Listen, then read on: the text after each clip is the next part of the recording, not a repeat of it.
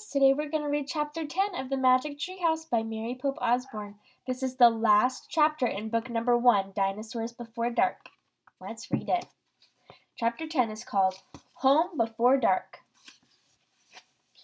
Jack heard a bird singing. He opened his eyes. He was still pointing at the picture of Frog Creek Woods. He peeked out of the treehouse window. Outside he saw the exact same view as the picture in the book. "We're home," whispered Annie. The woods were lit with a golden late afternoon light. The sun was about to set. No time had passed since they left Frog Creek. "Jack! Annie!" a voice called from the distance. "That's Mom," said Annie. Jack saw their mother from far away.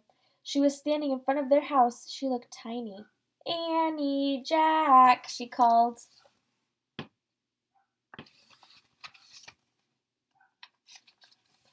Annie stuck her head out the window and shouted, "Coming!" Jack still felt dazed. He just stared at Annie. "What happened to us?" he said.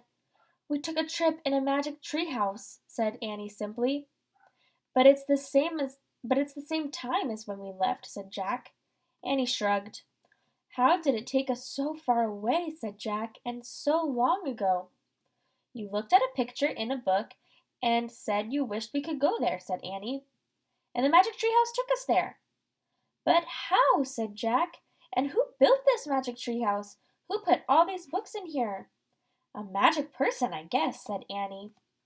"Oh, look," said Jack. "I almost forgot about this." Jack reached into his pocket and pulled out the gold medallion. "Someone lost this back there," he said, "in Dinosaurland. Look, there's a letter M on it." Annie's eyes got round.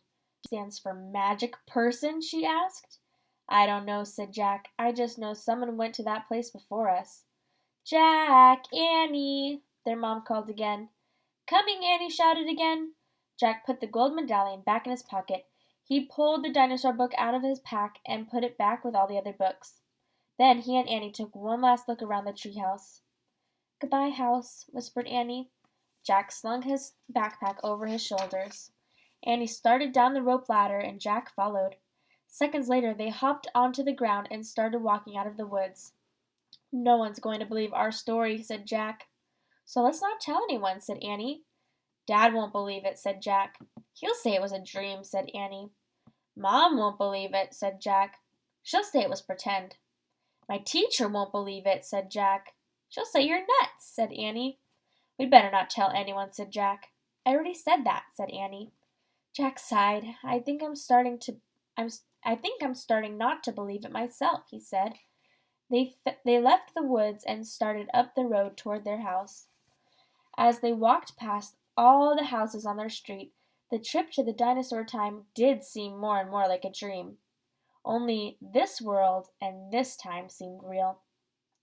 Jack reached into his pocket. He clasped the gold medallion.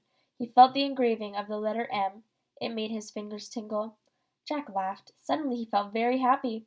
He couldn't explain what had happened today, but he knew for sure that their trip in the magic treehouse had been real.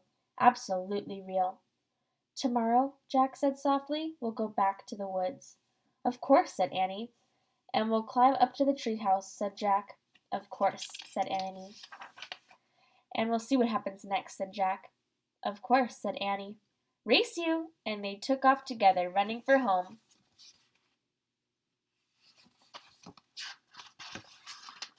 And that's the end of the first book. I hope you guys liked it.